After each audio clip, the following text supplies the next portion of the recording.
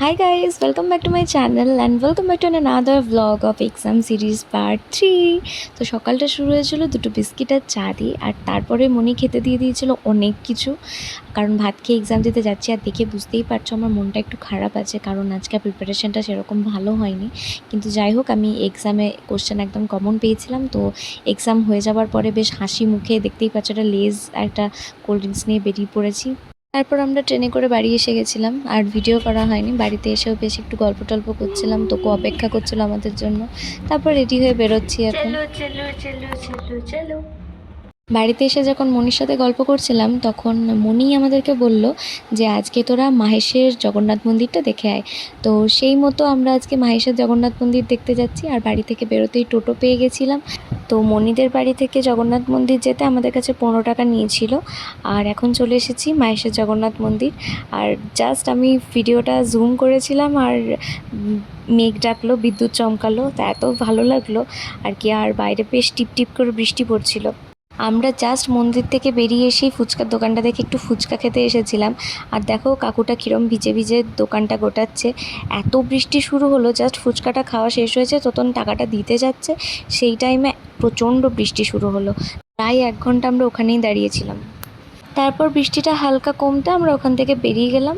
বৃষ্টি একেবারে পুরোপুরি কমে যায়নি, হালকা হালকা পড়ছিল তখনও। আমরা চলে এসেছিলাম ত্রিবেণীতে। ত্রিবেণী মলটা এখানে নতুন ওপেনিং হয়েছে। আমি আসলে বেশ অনেক দিন ধরেই বলছিলাম যে একবার আমাকে জুডিওতে যেতে হবে।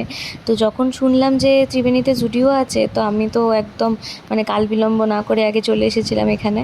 তো দেখছিলাম আর কি, কিছু টুকটাক জিনিস দেখছিলাম, ড্রেস ফ্রেস দেখছিলাম। আমি জুডিওতে এসেছিলাম মেনলি দুটো নেল পলিশ কেনার জন্য, কিন্তু এখানে এসে নিজেই নিজের সাথে স্ক্যাম করে ফেলেছিলাম। যদি আমার পয়লা বৈশাখের শপিং হলের ভিডিওটা দেখে থাকো তাহলে তোমরা বুঝতেই পারছো কোন স্ক্যামের কথা বলছি। আর যদি না দেখে থাকো তাহলে একবার চেক আউট করে নিতে ভুলো না, কারণ ওটা দেখলে তোমরা ডিটেলসটা বুঝতে পারবে। আর আমি এখান থেকে কি কি কিনেছিলাম কি না কিনেছিলাম সেগুলো কিন্তু সমস্ত ওই ব্লগে বলা আছে, তো ওই ব্লগটা দেখতে কিন্তু ভুলো না। তারপর ওখান থেকে শপিং টপিং করে আমরা যাচ্ছিলাম হচ্ছে গঙ্গার ঘাটে। শ্রীরামপুরে থাকবো, গঙ্গার ঘাটে যাবো না, এটা তো হতেই পারে না, কারণ গঙ্গাটাকে আমি সব থেকে বেশি মিস করি বাড়িতে থাকাকালীন। তো গঙ্গাতে এসে তোতন এইখানেই বাচ্চাগুলোকে একটু খাওয়াচ্ছিল, আর ওরা সব ঘিরে ওকে দাঁড়িয়েছিল। আর তারপরে আমি একটুখানি আলু কাবলি খেয়ে নিলাম, আর আমি আলু কাবলি খাচ্ছিলাম, আর এরা দেখো কীরমভাবে তাকাচ্ছে আমার দিকে।